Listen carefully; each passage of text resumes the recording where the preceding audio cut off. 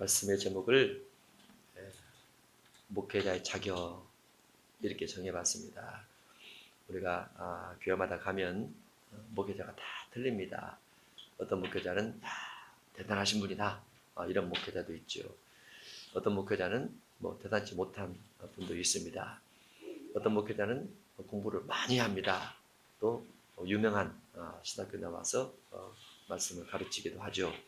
어떤 목회자는 유학을 다녀와서 또 목회자가 돼서 설교를 하기도 합니다. 어떤 목회자는 여성 목회자가 있고 어떤 목회자는 일찍 목회가 시작이 돼서 30대 초반부터 또 목회를 하신 분도 있습니다. 어떤 분은 60대, 70대에 돼서 목회를 하신 분도 있어요. 또 사회적 삶을 다 마치고 은퇴를 하시고 사회에서 은퇴받은 은퇴 자금을 가지고 신학교를 다니시고 교회를 건축을 해서 그렇게 교회를 하시는 분들도 있습니다. 어떤 분은 박사학위를 여러 개 가르친 분도 있고 어떤 분은 여러 개 갖기는커녕 그저 군소신학 나와서 목회를 하신 분도 있습니다. 어떤 분은 통신신학에서 나온 분도 있습니다. 그러나 우리가 사회적으로 보면은 그래도 뭔가 대단한 인물 아래서 우리가 그 말씀을 가르침 받고 사회적으로 이름이 있고 명성이 있고 교회도 건물이 번쩍하고 또 여러 가지 공부를 많이 하는 사람을 통해서 뭔가 예배를 하고 그러면 뭔가 하나님의 은혜가 더 있을 것 같은 생각이 듭니다. 그런 부분들은 성경의 관점과 좀 다르다 이렇게 볼 수 있어요. 우리가 어떤 부분에 대해서 선입견이 있을 경우는 선입견이 신앙인 것처럼 착각할 수 있는데 절대 선입견은 신앙이 아닙니다. 잘못된 부정적 선입견도 있죠. 잘된 긍정적 선입견도 있습니다. 어떤 것이든지 선입견은 신앙이 아니라는 거죠. 우리가 어느 사람의 믿음이 좋다라고 했을 때 교회를 오래 다녀서 직분을 가지고 있는 것이 믿음이 좋은 것이 아니다 그랬죠. 왜냐하면 신앙의 단계가 쭉 있는데 믿지 않다가 예수님 믿음으로 처음에 주님을 영접하게 되면 빛을 받는 상태가 됩니다. 그리고 빛을 받은 이후에 그에게 이제 구원을 맛보고 성령을 체험하고 하나님 말씀을 맛보고 그 다음에 열매를 맺는 삶에서 쭉 가야 되는데 교회를 성실하게 정직한 성품을 따라 교회를 다니다 보면 시간이 흐르면서 교회 안에서 직분이 주어지고 직분이 주어지다 보면 교회 안에서 권사보다는 집사가 높고 집사보다는 안수집사가 높고 안수집사보다는 권사가 높고 장로가 높고 이렇게 생각하는 경향이 있어요. 그런 것들은 교회 안에서 어떤 일을 봉사를 하기 위한 직분의 나열이지 그 직분의 순서가 곧 믿음이 좋은 것은 아니고 직분의 순서가 곧 신앙은 아니다 이렇게 말씀을 드렸죠. 마찬가지로 어떤 목회자에 대한 선입견을 가지고 그분을 대하는 것이 내가 그분을 말씀을 좋아합니다. 내가 그분을 대할 때 그분은 이런 고매한 인격이 있고 이렇게 공부를 하고 사회적으로 이렇게 영향력을 미치고 있습니다. 그래서 나는 그분을 좋아합니다. 이것은 신앙이 아니라는 거죠. 그런 선입견적인 부분을 신앙이라고 생각하고 있다면 그건 착각입니다. 완전 착각이죠. 성경에서 말한 어떤 신앙이라는 것은 내가 하나님을 얼마큼 신뢰하느냐, 하나님을 신뢰하되 하나님께서 붙여준 그분을 통해서 내 믿음이 성장되는 것을 가지고 신앙이라 그럽니다. 또 신앙의 성장이라는 것은 지식의 성장과 다르고 선입견적 성장과 다르고 분위기의 성장과 또 달라요. 그래서 온전한 하나님을 내가 어떤 지식이나 물질이나 명예나 권세나 사회적 평망이나 이런 걸 떠나서 하나님을 신적 대상으로 전적으로 의지하는 정도가 커서 내가 환난을 만나도 기쁨을 만나도 또 우물 속에 빠져서도 또 너무나 행복한 일이 주어지고 내 가정이 잘 되고 사업이 잘 돼도 사업이 안 돼도 직장을 잃어버릴 수도 직장이 잘 됐어도 어떠한 형편이 있을지라도 전혀 하나님을 향한 신뢰성이 흐트러지지 않고 갈 수 있는 믿음이라면 그 신앙이 신앙이다 이렇게 볼 수 있어요. 그래서 어떤 사람은 신앙이 굴곡이 받는 것은 믿음의 사람에게 당연하다 이렇게 말하는데 그건 신앙이 흔들리고 있는 겁니다.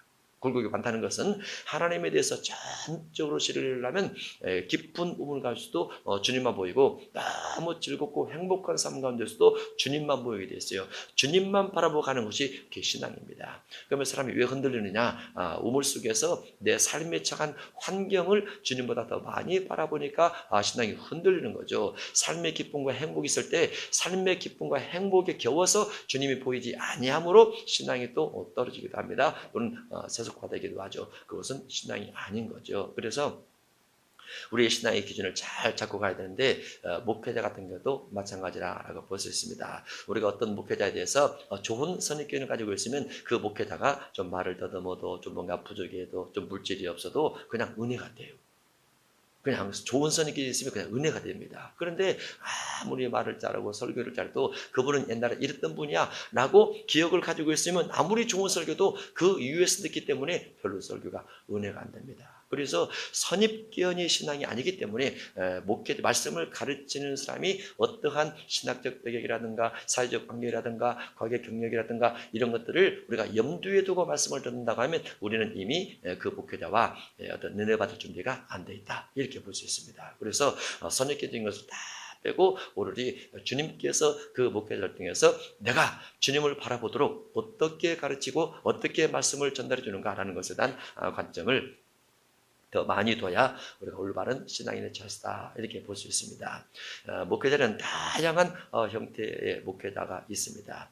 사회적으로 공인된 목회자가 되기 위해서 공인된 자격을 기본적으로 갖추고 있어야 되죠.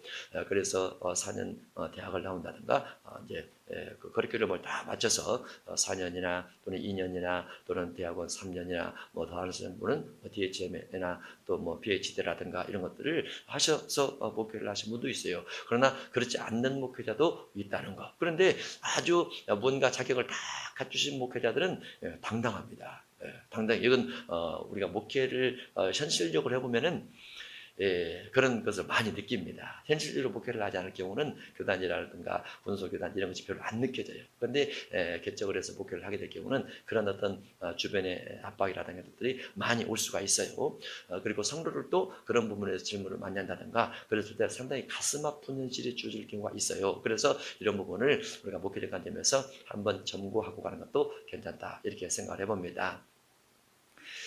그러면 이제 구약 시대는 하나님의 뜻을 전달하는 사람이 선지자와 왕 그리고 제상 이 기름 부음 받은 자들이 하나님의 뜻을 전달을 합니다. 하나님의 뜻을 전달함에 있어서 그들이 하나님의 기름 부음을 통해서 전달함에 시작이 되고 성령께서 그들의 마음에 감동을 주시니까 전달을 하기 시작을 하죠. 그들이 하나님의 뜻을 전달하기 위해서 누구에게 배운 건 아닙니다. 물론 이제 부분적으로 사무엘 선지자 통해서 선지 학교가 있었고 또 엘리야를 통해서 선지 학교가 있었어요. 그런 때는 그래서 선지 학교에서 어떤 선지자적인 가르침입니다. 그래서 엘리야의 선지 생도들 같은 경우는 하나님께서 엘리야를 불러 올릴 줄 알고 있어요. 어떻게 알고 있었을까? 엘리야를 통해서 뭔가 교육을 받았지 않았느냐 이렇게 볼 수 있던 것이죠. 그리고 사무엘 선지자 시대 같은 경우도 사무엘이 예언을 할 때 사울이 왕되기 전에 거기를 갑니다. 그래서 사무엘이 그에게 안수하고 앞으로 하나님께서 다시 쓰실 것입니다 이렇게 말을 하니까 사울 왕이 그 뒤로 기름 부음이 임해서 하루 종일 누워서 예언했더라 그런 내용이 있어요. 선지자가 만들어지는 거죠. 선지자가 세워지는 거죠. 물론 그 배경 속에는 하나님의 뜻이 있지만은 엘리야 시대나 사무엘 시대나 그와 같이 선지자적 역할을 참답게 감당한 자들이 있었다 그 말이죠. 그러면 그들이 선지자 사역을 감당할 때 누구에게 배웠느냐? 이거 배운 것은 그냥 그때 당시에는 뭐 엘리야 한 사람밖에 없었고 또 사무엘 선지자 한 사람밖에 없기 때문에 한 사람을 통해서 배웠던 것이 그대로 선지자 사역으로 연결돼서 이어져 가게 됩니다. 그리고 이제 제사장들 같은 경우는 뭐 대를 이어서 제사장하기 때문에 아버지가 제사장이면 아들도 자동으로 제사장입니다. 그리고 그 나이가 되면 또 훈련이 되지만은 나이가 되면 제사장 역할을 감당하면서 성전에서 봉사를 하고 레위인도 그렇게 봉사를 했어요. 하기 싫어도 했고 하고 싶어도 했습니다. 어쩔 수 없이 대본력임이기 때문에 그러나 예수님 시대에 오셔서 예수님께서 제자를 택하시면서 이제 구약 시대와 뭔가 다른 것이 주어지기 시작합니다. 구약 시대는 어떤 대물림 하나님의 뜻을 전달함에 있어서 뭔가 선지 생도들이 기름 부음 받음을 통해서 주님의 뜻을 전달했지만은 신약 시대는 예수님께서 제자를 택하십니다. 택해요. 그냥 평범한 범인들을 택합니다. 택해서 그들에게 그저 능력을 줍니다.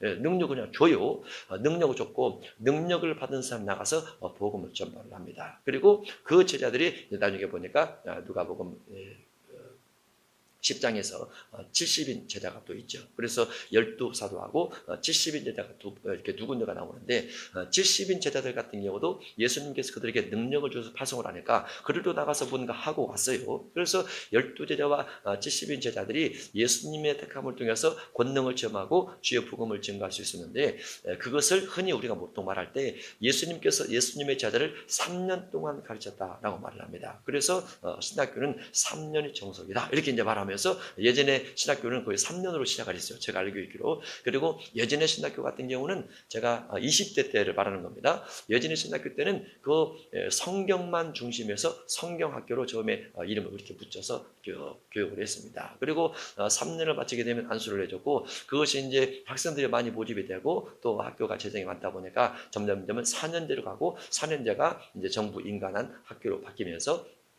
등록금이 많아지게 됐죠. 정부 인가되지 않는 학교 같은 경우는 등록금이 적어요. 근데 정부에서 인가하는 학교 같은 경우는 등록금이 일반 4년제 대학들은 많습니다. 그래서 그렇게 쓴 학생들이 많아지다 보니까 그러면 대학원도 개설을 하자. 그래서 이제 신학대학원이 만들어지고 대학원의 과정을 이제 DHM이나 MDB로 해서 3년 과정, 2년 과정 이렇게 하게 된 것이죠. 그래서 총 6년 내지 7년을 공부해야 마치는 걸로 해서 어떤 자격 조건을 좀 엄격하게 만들어가면서 안수를 주게 되죠.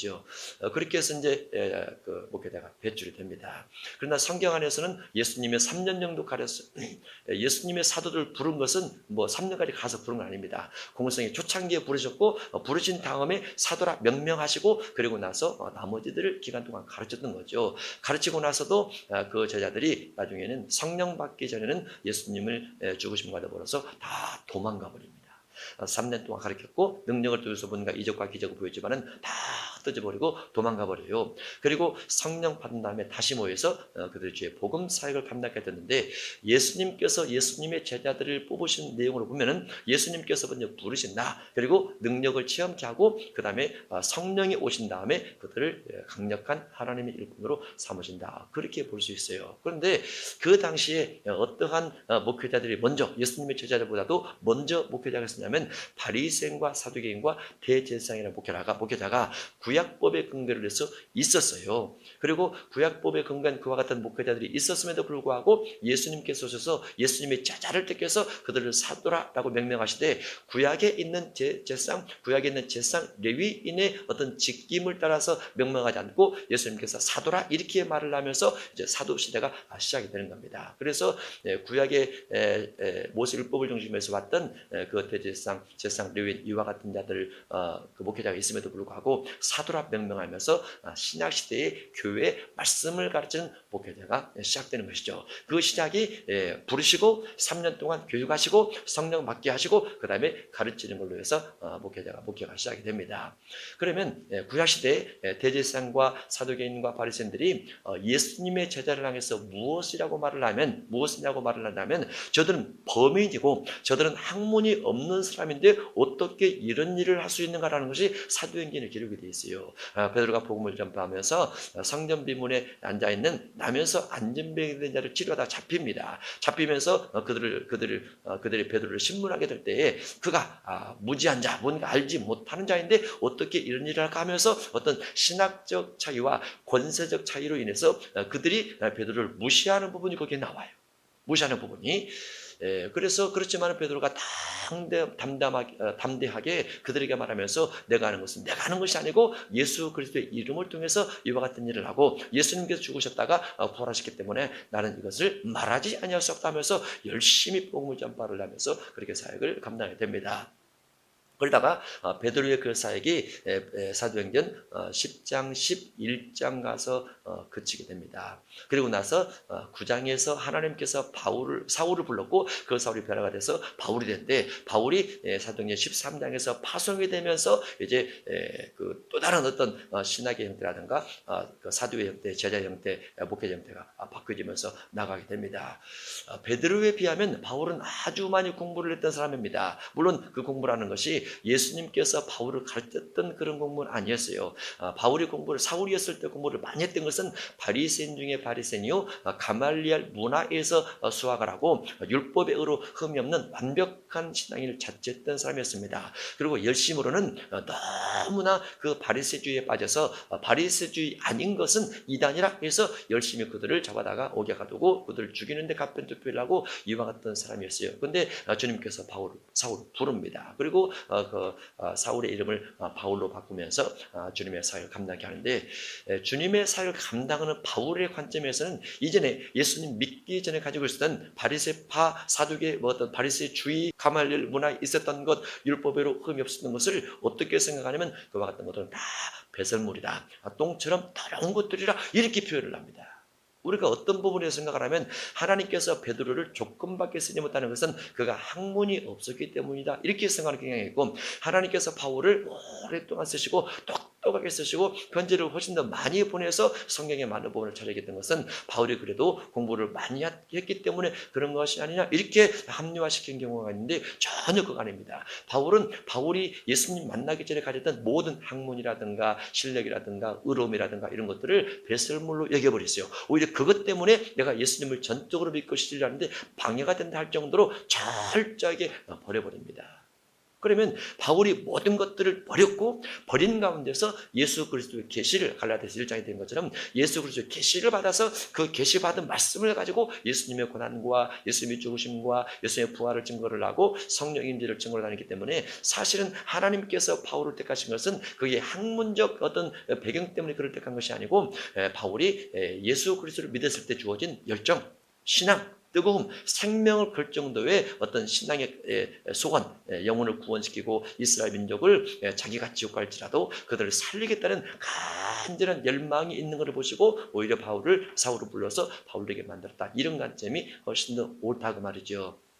그래서 하나님께서 바울을 택하심에 그의 과거의 어떤 행적이나 과거의 어떤 신앙적 배경이나 과거의 지식적 배경 때문에 부른 것이 아니기 때문에, 하나님께서 그를 쓰시고자 하는 목적을 위해서 불렀다고 하면 오늘날도 우리가 어떤 신학적 차이라든가 신학적 의견 차이라든가 교리 차이라든가 학교의 크기 또는 공부의 연수, 이런 차이가 우리에게 주님의 일을 할 때 방해 요소가 되어서는 절대로 안 된다는 것이죠. 그러나 사회적 환경은 항상 그렇게만 있지 않습니다. 신앙적 관점에서는 모든 사람이 복음을 위해서 매진을 해야 되지만은 한 부분에서는 큰 교단, 작은 교단, 큰 신학교, 작은 신학교, 좋은 신학교, 안 좋은 신학교, 장학금 받고 다녔냐, 안 받고 다녔느냐, 어떻게 다녔느냐, 몇 년 다녔느냐, 이런 것들이 주변에 평신도들은 별로 말을 하지 않지만은 목회자들 사이에서 그런 어떤 갈등의 수지들을 아주 많이 말을 하고 다닙니다.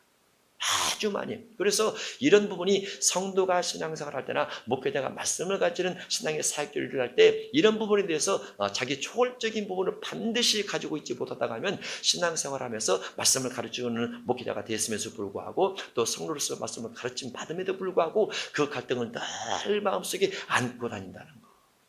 이것을 사도 바울의 관점을 생각해서 하나님께서 바울을 택하신 것이 바울의 과거에 지식적이고 능력 있고 이런 부분 때문에 택한 것이 아니고 그의 신앙적 열정 부분을 가지고 택했다고 생각을 하면 우리도 그런 관점에서 하나님께서 나를 택하신 목적이 무엇인가를 중심에서 목회를 해야만 우리가 신앙에 좌절되지 않고 반듯하게 갈 수 있다, 이렇게 볼 수 있습니다. 그러면 주변 사람이 누가 어떠한 무슨 말을 할지라도 하나님께서 나를 택하신 목적을 상실지 않고 가는 것이 우리의 숙제예요. 숙제. 어떤 교회는 교회를 개척을 하면 교단막기를 크게 붙여놓습니다. 어떤 교회는 조그마하게 붙여. 어떤 교회는 안 붙여놔요. 성도가 안 온다고. 어떤 그런 부분들 같은 경우도 우리가 스스로 극복해야 될 한 부분들이 아닌가, 이렇게 생각을 합니다. 성도일 경우는 성도도 그런 경향이 있죠. 성도도 어디 교회 다니십니까? 예, 저는 어떤 교회, 어떤 목사님의 어떤 교회를 다니고 있습니다, 이렇게 말을 해요. 그건 신앙이 아니라는 거죠. 신앙이 아니지만 세속, 사회가 세상적인 것들이 교회에 들어와서 명예와 권세와 자랑과 이와 같은 것들을 가지고 신앙인 것처럼 보장되게 하는 것들이 너무나 많아지고 있어요. 너무나 그것은 신앙이 아니라는 거죠. 절대로 신앙이 아님에도 불구하고 신앙 형태로 포장돼서 나와 있는 것들을 상당히 우리가 경계해야 되고 조심해야 됩니다. 교회를 다니면서도 목회자의 어떤 외형적인 그런 부분 때문에 우리가 그 어떤 선입견을 가지고 교회 목회자를 바라본다면 그것도 아주 조심해야 돼요. 그것은 신앙이 아니라는 거죠. 예수 그리스도를 통해서 우리의 원죄가 사함받고 외계를 통해서 자범죄가 사함받으면서 성령 받아서 땅 끝까지 주의 복음의 증인이 되고 물불을 가리지 않고 생명을 아끼지 않고 복음을 전파할 수 있다면 그 신앙적 열정 때문에 하나님께서 그 사람을 사용하고 있다, 이렇게 볼 수 있고, 그것이 목회자든 성도든 구약의 레위인과 제사장 그리고 병신들 이렇게 구분돼서 성경에 들어갈 수 있고 들어갈 수 없고 구분된 것이 신앙시대 아니라고 말이죠. 다만 말씀을 가르칠 때 성령을 받아서 말씀을 가르칠 수 있는 정도가 된다면 하나님은 그 사람이 집사든 장로든 권사든 누구든지 다 사용할 수밖에 없다라는 거죠. 그래서 그 성경에 보면은 예수님께서 12사도를 택했음에도 불구하고 사도행전에 가면 스데반 집사가 설교를 훨씬 잘합니다. 어떤 부분에서는. 그리고 능력 같은 경우도 빌립 집사가 사마리아에서 능력을 훨씬 더 강력하게 행해요. 낫지 않는 사람이 없었더라, 아주 신비한 이적을 행했더라, 이렇게 나와 있기 때문에. 그런데 베드로는 남에서 안전병이 된 자 한 사람 고치니까 온 성이 난리가 나버렸죠. 난리가. 물론 나중에 이제 죽은 다비다도 살리긴 했지만은 빌립 집사의 능력이라든가 스데반 집사 설교 같은 경우는 평신도임에도 불구하고 엄청난 영향력을 미쳤어요. 그래서 신학시대 같은 경우는 외형적 목회자의 자질이나 또 외형적 어떤 교리적 어떤 그런 자격 조건들이 신앙의 형태로 그 가장돼서 나타나는 것을 믿어서 안 됩니다. 신앙은 신앙의 자리를 떠나면 안 돼요. 하나님과 나와의 관계성, 내가 주님을 신뢰하고 주께서 나를 사랑하시고 내가 어떠한 삶의 저지에서도 주님만 바라볼 수 있는 그 신앙이 흔들림이 없다고 하면 그게 올바른 신앙이고, 그 신앙 가운데서 내가 받은 은혜, 내게 주어진 죄사함의 은혜를 누군가에게 전달하려는 열정과 뜨거움이 강하다면 하나님은 그 사람을 분명히 사용하리라. 그가 병신도든 병신도가 아니든 분명히 주님은 그 사람을 사용하리라, 이렇게 볼 수 있습니다. 그래서 목회자에게는 반드시 무엇이 필요하고 성도들에게는 반드시 무엇이 필요하냐, 선한 일을 얼만큼 사모하느냐, 이것이 디모데전서 3장 1절에 있는 것으로서 가장 중요합니다.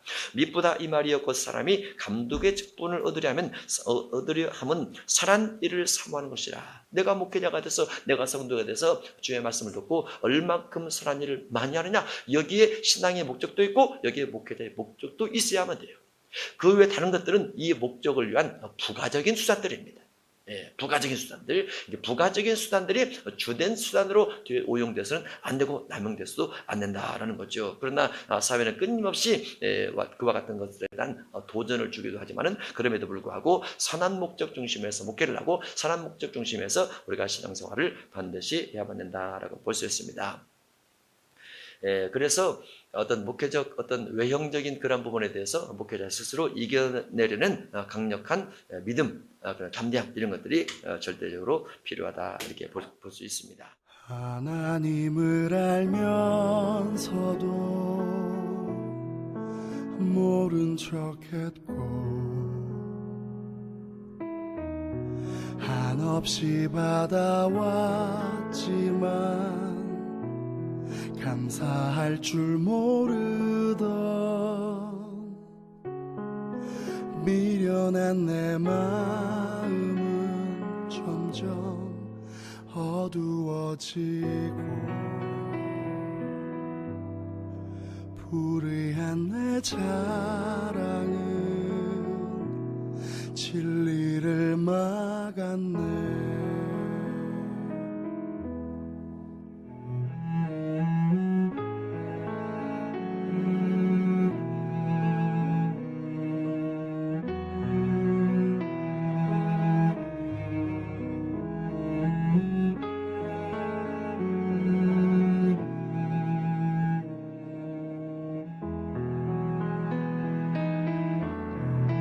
나의 마음에 하나님 두기를 싫어하고 더러움에 내버려진 영혼, 하나님 영광을 서거질 우상으로 바꾼 나는 죄인이라.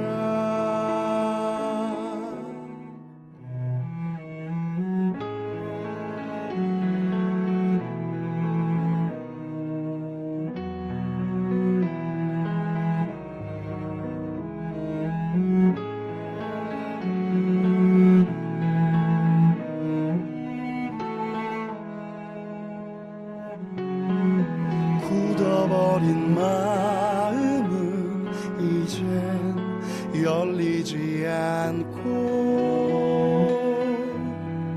마시고 또 마셔도 목마른 내 영혼. 나의 마음에 하나님 두기를 싫어하고 더러움에 내버려진 영혼.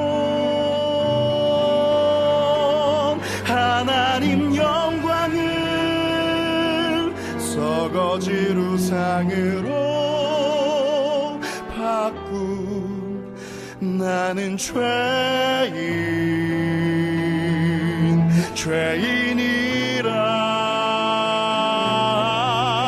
어두운 바다 한가운데 빠져 죽어가는 나를 찾아 이 땅에 오셔서 더러운 날 위해 십자가에 달리신 예수. 그는 사랑이라.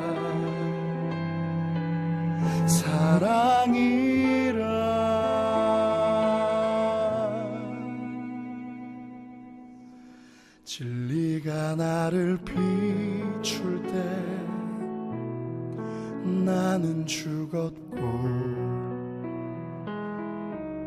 그 사랑이 날 감쌀 때 주와 함께 살았네. 자격 없는 나에게 주신 한없는 사랑. 형언 못할 그 사랑 내 삶을 채우네. 내가 죽은 십자가 내 삶을 채우네.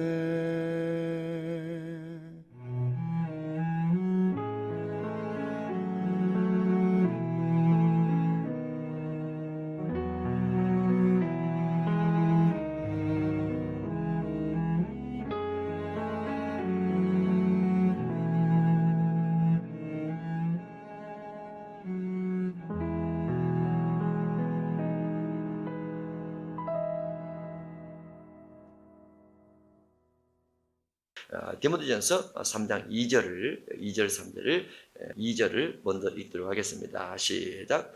그러므로 감독은 책망할 것이 없으며 한 아내의 남편이 되며 절제하며 신중하며 단정하며 나그네를 대접하며 가르치기를 잘하며.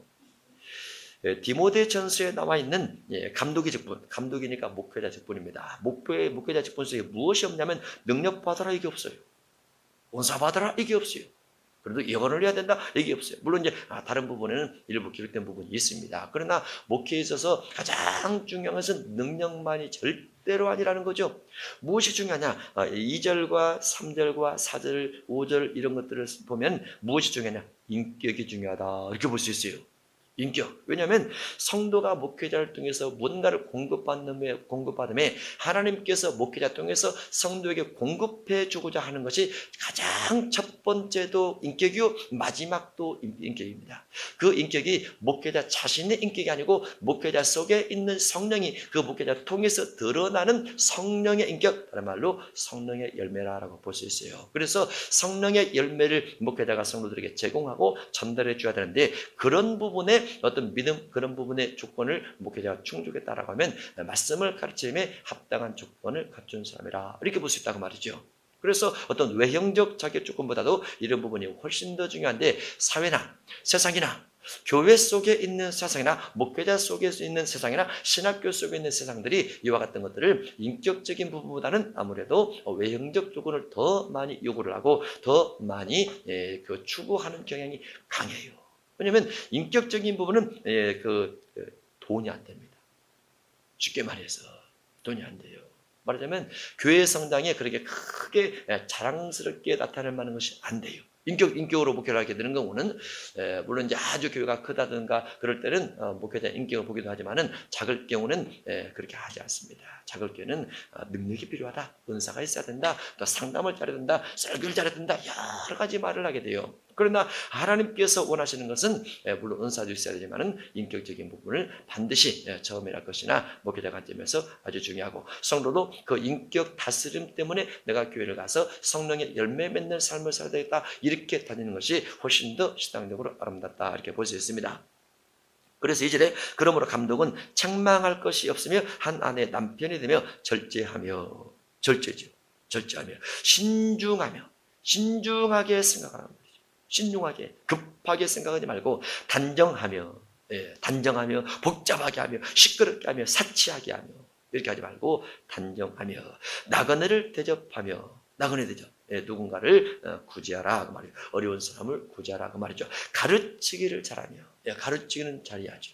그러나 이제 모세처럼 말을 더듬거나 사도 바울처럼 말을 더듬을 경우는 가르치는 것을 모세 같은 경우는 아론을 통해서 가르칠 수밖에 없고, 바울 같은 경우는 편지를 통해서 그들을 가르칠 수밖에 없었더라라고 볼 수 있어요. 그래서 가르치기를 잘하는 것도 감독, 목회자의 덕목 중에 하나라고 볼 수 있습니다. 3절로 가면 술을 즐기지 아니하며 구타하지 아니하며, 목회자가 구타한다, 이런 것들은 뭐 말도 안 되는 소리입니다. 어떻게 목회자가 구타할 수 있습니까? 이렇게 말도 하죠. 그러나 목회자도 구타할 수 있어요. 그런 사람이 있어요. 그래서 그런 사람은 목회자 덕목이 안 된다라고 볼 수 있습니다. 구타하지 아니하죠. 구타하는 이유가 무엇입니까? 분노를 못 참으니까 구타를 하게 되는 거죠. 가족을 용서치 않았고 용서하지 않는 마음을 간직하고 있다가 그것을 폭발시키니까 구타로 나타나게 되는 것이죠. 구타하지 아니하며 오직 관용하며 다투지 아니하며 돈을 사랑하지 아니하며, 목회자는 다투어서는 안 된다라는 거죠. 다투어서는 안 돼요. 집에서는 싸우고 교회 가서 싸우지 맙시다. 그건 포장이에요. 그건 외식입니다. 밖에 싸우고 안에서 싸우지 맙시다. 이것도 외식이에요. 목회자는 다투면 안 됩니다. 물론 의견 충돌이 있을 수 있죠. 그러나 그 의견 충돌을 가지고 다툼까지 가면 안 되고, 의견 충돌이 주어질전정 의견 충돌을 대화로 푼다든가 시간을 두고 푼다든가 이런 합리적인 지혜가 있어야만 됩니다. 왜냐하면 그래야 나중에 성도들과도 반드시 의견 충돌이 생길 때가 있어요. 성도들이 목회자 의중 따라 다 따른 건 아닙니다. 그러면 성도와 목회자가 의견 충돌이 생겼을 때 가정에서 했던 습관이 나온단 말이죠. 그죠? 그래서 가정에서 뭔가 분노를 폭발시키고 뭔가 관용치 않냐고 이렇게 된다고 하면 똑같이 교회에서도 성도들과 의견 다툼이 생겼을 때 똑같이 분노가 폭발하고 성도들과 다투게 되더라고 말이죠. 그래서 기본적으로 목회자는 관용하며 다투지 않냐며 이렇게 전제 조건을 가지고 있는데, 이런 부분들이 성품으로 연결되어 있다고 볼 수 있습니다. 돈을 사랑하지 않냐며, 목회자는 돈 사랑보다도 영혼 사랑을 더 많이 해야 된다라고 볼 수 있죠. 그것도 자신의 영혼도 사랑해야 되지만 성도들의 영혼도 사랑하고 성도들의 육신의 연약함도 사랑합니다. 성도들이 육신적으로 연약하고 가난하다, 뭔가 질병에 힘들어하고 있다고 하면 그런 부분도 사랑하고, 성도들의 마음의 생각이 늘 교만으로 올라가거나 시기와 질투로 흘러가거나 그러면, 성도들이 시기와 질투로 올라가면 그 영혼에 대한 불쌍함이 주어진다고 하면 시기하는 것을 보면 참 불쌍하다, 이렇게 생각해야 돼요. 질투하는 것 보니 성도가 참 불쌍하다, 어떻게 하면 내가 그를 위해서 기도하고 그의 시기와 질투를 기도 가운데서 꺾어서 그들을 사랑하는 사람 만들고 남을 인정하는 사람 만들까? 이렇게 생각하면 영혼 관리가 되는데 그렇게 생각하지 않고 저 사람은 시기가 많으니까 집사님 그 옆에 갈 때 조심하세요. 시기 당할 수 있어요. 그 사람 질투가 많으니까 조심하세요. 이렇게 하면 안 돼요. 그러면 영혼을 사랑하는 것이 아니고 영혼을 배척하는 것이 됩니다. 그래서 육체도 사랑해야 되고 영혼도 사랑해야 되는데 영혼의 잘못되고 모나고 뭔가 삐뚤어지고 뭔가 교만하고 이런 부분도 목회자로서 그들을 섬기고 그들을 사랑하면서 그들을 바꿔가는 신앙적 방향을 제시해 줄 수 있는 사람이 될 때 그 사람이 참다운 목회자기를 걸어가고 있다. 이렇게 볼 수 있습니다. 4절로 보면 자기 집을 잘 다스려 자녀들로 모든 공손함으로 복종하게 하는 자라야 할지며 해서 집을 잘 관리하는 사람이 목회도 잘한다. 이렇게 되어 있어요. 집을 잘못 관리하면 목회도 못한다. 이렇게 되어 있습니다. 왜 그렇습니까? 집을 관리하는 것과 교회를 관리하는 것이 비슷해요. 집을 관리를 하고 아내나 배우자를 관리를 하고 자녀들을 관리하고 자녀 교육을 하고 자녀 가정에 있는 물질을 함부로 쓰지 않고 낭비하지 않고 이렇게 관리 운영을 하게 되면 나중에 교회를 할 때도 교회 재정을 함부로 낭비하지 않습니다. 교회 성도들을 함부로 다루지 않아요. 그래서 가정을 잘 다스리는 사람이 목회를 할 때도 편하게 질서 있게 재정관리도 잘 하면서 교회도 다스려 갈 수 있다. 그렇기 때문에 자기 집을 잘 다스리는 사람이 교회도 잘 다스릴 수 있어서 이런 부분이 목회자 덕목으로 들어가 있습니다. 또 자녀들로 모든 공손함으로 복종하게 하는 것도 어떤 지혜 중 하나죠. 자녀가 억지로 복종하느냐 목회자의 강요에 의해서 자녀가 복종하느냐 아니면 목회자가 자녀를 잘 어떤 예의와 범절과 어떤 언어의 공손함과 이런 것들을 가르치고 지도해서 자녀가 그 말을 듣고 부모를 공경하느냐 그런 좀 차이가 있지요. 예전에 우리 어렸을 때는 부모님들이 부모님의 자녀가 목회를 한다 그러면 하나님께서 우리 가정에 복을 주신다 이렇게 생각을 했어요. 또 목회자의 자녀가 아버지의 때를 이어서 목회를 한다고 하면 그 목사님 훌륭하시다 그랬어요. 그런데 어느 시대가 좀 흘러가서 어떤 사회 심리학적으로 어떤 문제가 대두가 되냐면 목회자 자녀를 배우자로 얻게 되면 목회자 자녀가 대접만 받으려고 하고 뭔가 섬기는 일을 하지 않기 때문에 아주 힘듭니다. 그래서 목회자 자녀를 배우자로 얻지 마세요. 이런 소문이 또 난 적이 있었어요. 또 목회자 자녀 가운데서 목사님에 의해서 강제적으로 신학교 가서 실패한 사람이 많이 있었다. 또 이런 말이 또 돈 적이 있었어요. 그러면 목회자가 그 자녀를 어떤 신앙적으로 교육을 할 때 구약 율법 잣대에 의해서 자녀를 교육한다면 그 자녀가 억지 목회를 하게 되고 나중에 결혼을 한다든가 또 목회를 할 때 여러 가지 부작용들이 많이 나타난다. 그렇게 볼 수 있어요. 그래서 목회자가 자기 집에 있는 자녀를 가르칠 때 억지로 복종하는 것이 아니고 모든 공손함으로 복종하게 만들고 자녀들의 어떤 자존감이라든가 자녀들의 의지력이라든가 자녀들이 하나님을 실제로 진정으로 의지하고 신앙심이 있는 상태에서 뭔가 하나님께서 받은 소명의식 가지고 목회를 하는 방향으로 그렇게 나가게 이끌었다 하면 그 목회자는 그래도 하나님께서 인정하고 하나님께서 교회를 잘 다스릴 수 있도록 뭔가 인도해간 목회자라 이렇게 볼 수 있어요. 그래서 자녀를 억지로 하게 되면 나중에 교회도 억지로 하게 됩니다. 자녀를 억지로 하게 되면 그래서 가정을 다스리는 것과 교회를 다스리면서 가는 것이 같기 때문에 결국은 주님께서 목회자 덕목으로서 이와 같은 내용들을 기록해 두었다라고 볼 수 있습니다. 외형적 어떤 목회자 자질이 중요한 것이 아니고 신앙적 열정과 교회가 맡겨졌을 때 그 교회 성도들을 잘 관리하고 재정을 관리할 수 있을 때 하나님께서 정하신 목회자의 조건에 충족됐다 이렇게 말할 수 있다 그 말이지요. 사도의 조건을 하나 보도록 하겠습니다. 사도행전 1장입니다. 사도행전 1장입니다.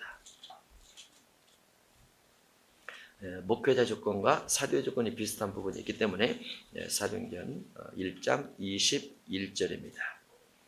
12제자 중에서 한 제자가 예수님 팔아버리고 자살을 합니다. 그래서 비어진 그 자리를 예수님의 제자들이 모여서 채우는 작업을 하게 되는데 어떤 사람을 채울까라는 거죠. 그러면서 기록되어 있습니다. 21절이야. 이러함으로 요한의 세례로부터 우리 가운데서 올려져 가신 날까지, 곧 사도행전 1장 9절까지가 말이죠. 올려져 가신 날까지 주 예수께서 우리 가운데 출입하실 때에 항상 우리와 함께 다니던 사람 중에 하나를 세워, 함께 다니던 사람 중에 하나를 세워 우리와 더불어 예수께서 부활하심을 증언할 사람이 되게 하여 하리라 해서 세례 요한 때부터 예수님께서 부활할 때까지 같이 다니던 사람 중에 한 사람을 사도로 세우자라고 기록이 되어 있고, 사도로 세워진 그 사람은 예수님의 죽으심과 부활을 증거할 사람이 되어야 된다, 이렇게 기록이 되어 있습니다. 이게 사도의 조건입니다. 그러면 이 사도의 조건이 오늘날 목회자의 조건과 어떻게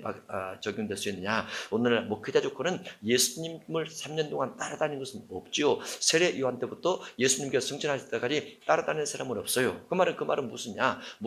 목회자가 되는 조건 속에 하나님께서 말씀하신 성경 전체에 대해서 우리가 깨뜨려 본다든가, 아버지의 마음을 안다든가, 아버지의 의도가 무엇인지, 성도에게 무엇을 가르쳐야 될 것인가에 대한 하나님의 마음을 안다, 이런 것들을 중심해서 많이 간직하고 있는 사람에게 결국은 직분의 한 부분을 맡겨줘야 된다, 이렇게 볼 수 있다고 말이죠.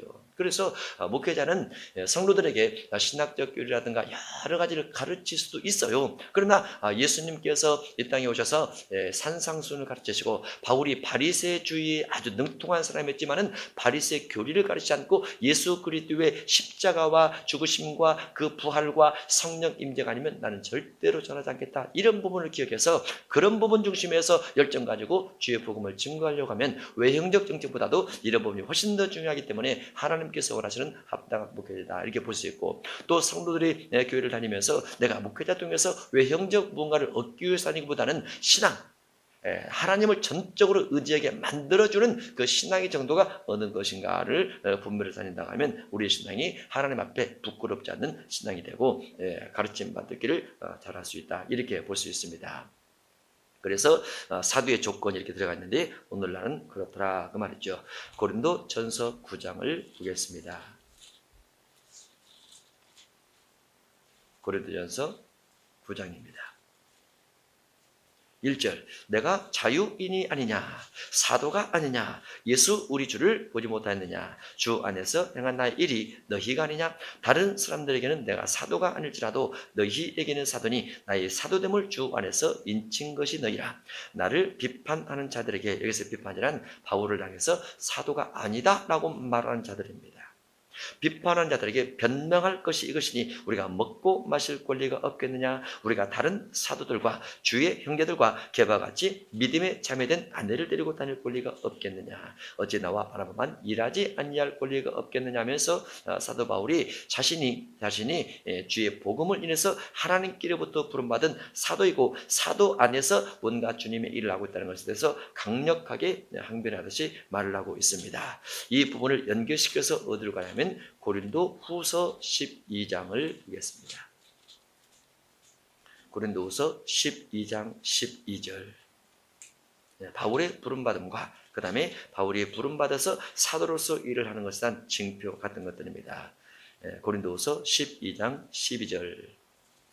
11절부터 보겠습니다. 내가 어리석은 자가 되었으나 너희가 억지로 시킨 것이니 나는 너에게 칭찬을 받아야 마땅하도다. 내가 아무것도 아니나 지극히 크다는 사도들보다 조금도 부족하지 아니하느라.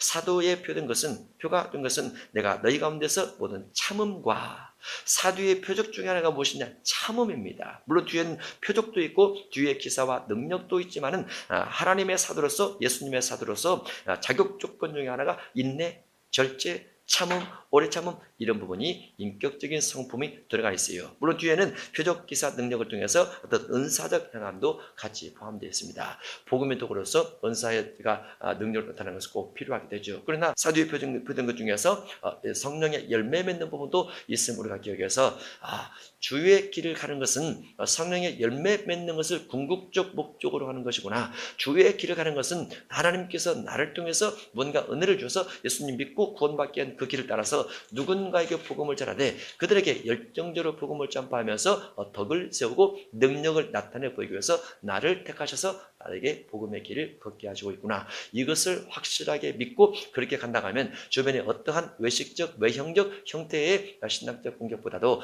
믿음을 통해서 주님의 길을 바라가고 있다. 이렇게 볼 수 있습니다.